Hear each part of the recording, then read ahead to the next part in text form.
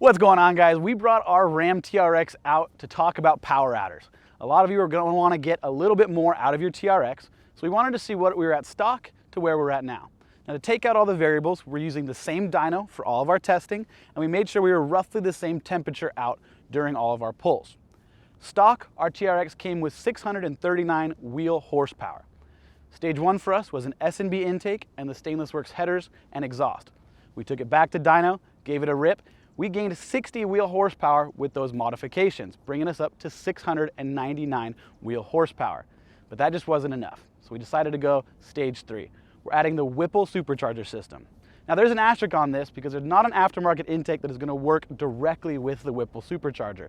But we get a little bit of custom fab, we can hook that up and make it work for you.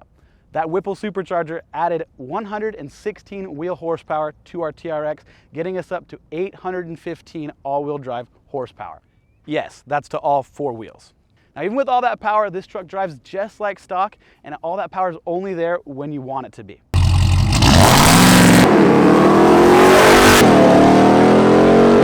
Oh yeah, with all that additional power, we're gonna need to stop this thing. So we called our guys over at EBC, and they're hooking us up. Stay tuned for that. If you guys want to get some power out of your TRX, make sure to reach out to us at help@sdhqoffroad.com. Like always, we appreciate you watching, and we'll see you in the next one.